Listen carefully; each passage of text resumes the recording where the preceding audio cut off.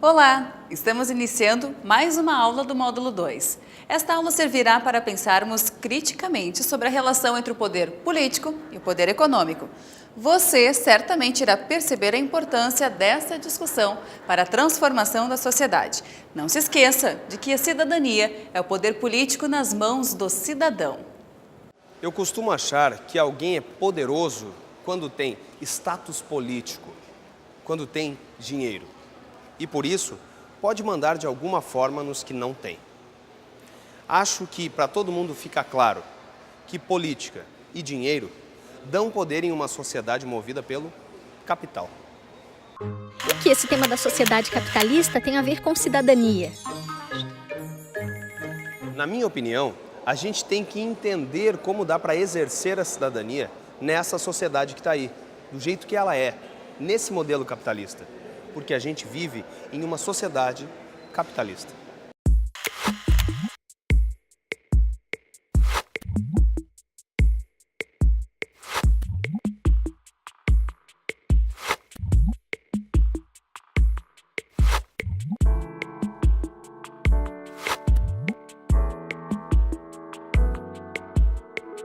Vivemos em uma sociedade capitalista em que o capital é a fonte de riqueza.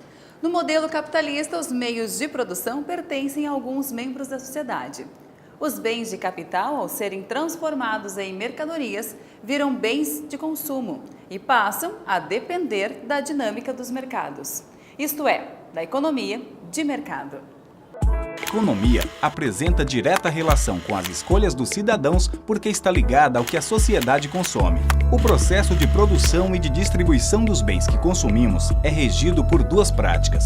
Ou as mercadorias e serviços que nos chegam às mãos circulam livremente, ou a oferta deles é controlada pelo mercado. Basicamente, é isso que acontece. A economia de mercado se estrutura de duas formas: pela livre circulação de mercadorias ou pelo que comumente se chama de práticas de monopólio. Mas, para ir adiante, você precisa ter bem claro o que é economia de mercado e o que é monopólio. Por isso, não deixe de consultar o seu livro.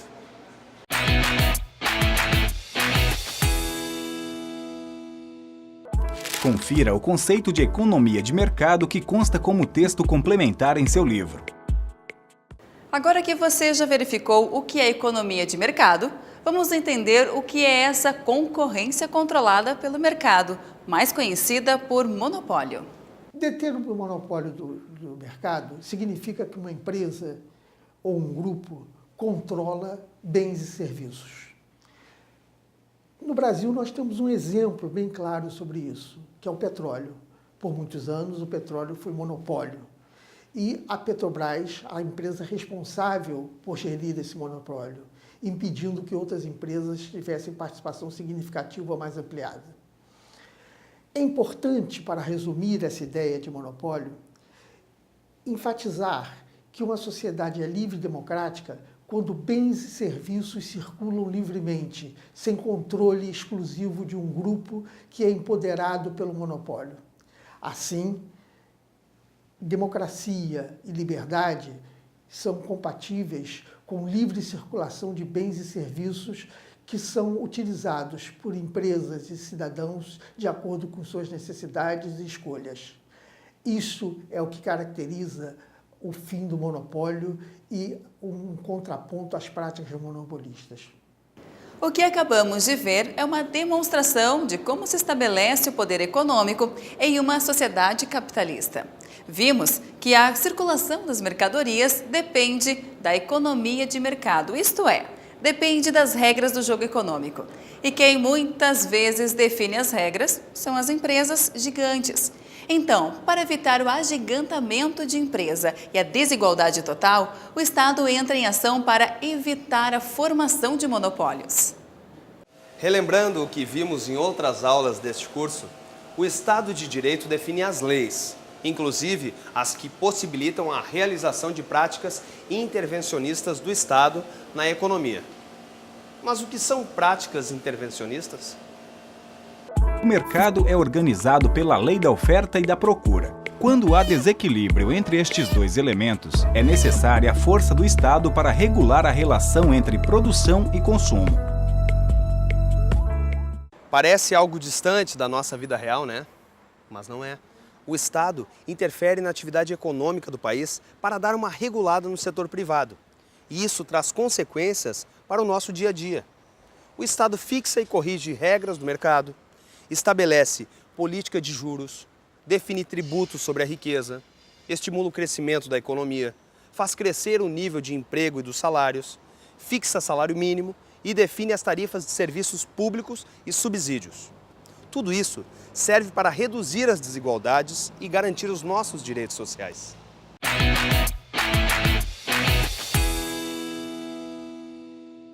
Analise 3 trechos de reportagem extraídos de sites de notícias. Comece pelo que trata das concessões, depois vá para os que tratam de monopólio. Mas por que estamos aprendendo isso num curso de cidadania? Porque a organização jurídica e política de uma sociedade impacta diretamente na economia e na dinâmica do mercado. São decisões econômicas que podem melhorar ou piorar a vida da população em geral.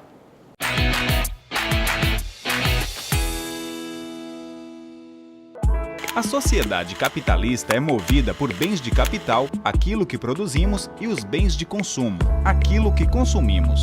É por isso que chamamos este tipo de relação de economia de mercado, situação em que tudo gira em torno do consumo.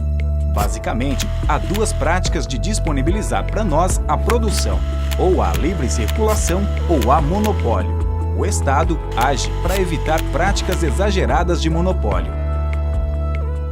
Eu tinha comentado antes que a gente tem que exercer a cidadania nessa sociedade que está aí. Ela é capitalista, de consumo, e sofre influência das disputas por monopólios e da intervenção do Estado na economia. Quando a lei de oferta e procura sai do prumo, o Estado faz a sua parte e controla a produção e o consumo. Acompanhe o meu raciocínio.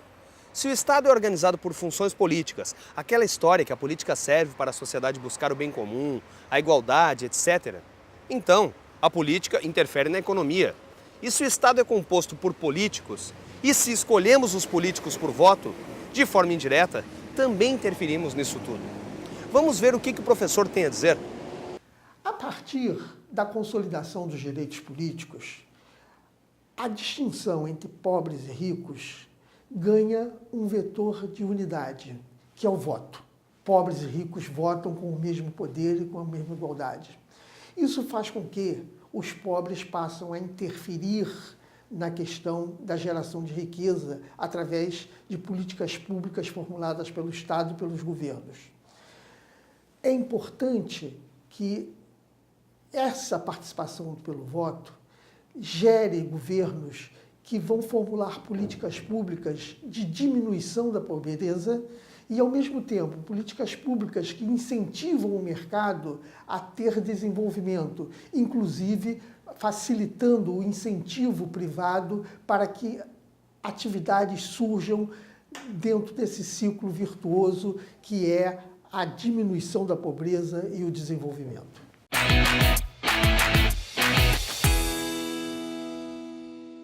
Dê uma olhada na manchete de uma notícia e siga as instruções propostas pela atividade.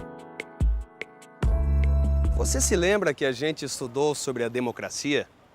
Que ela tem a ver com política, mas também com economia.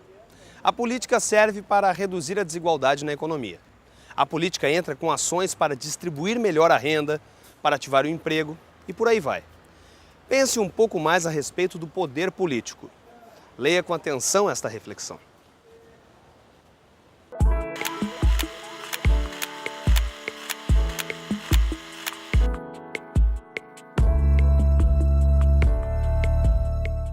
A Constituição de 1988 ampliou os espaços para a atuação cidadã. Hoje há mecanismos de controle efetivos da sociedade civil sobre a administração pública. As decisões políticas vêm da ampla discussão dos princípios da inclusão, do pluralismo, da igualdade participativa, da autonomia e da justiça social. É a política transformando as coisas para melhor. É exatamente sobre a extensão da democracia participativa que nossas próximas aulas vão tratar com mais detalhe.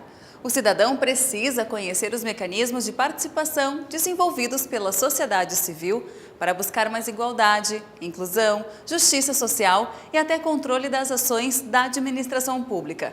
E o nosso curso continua para dar conta disso tudo. Até a próxima aula!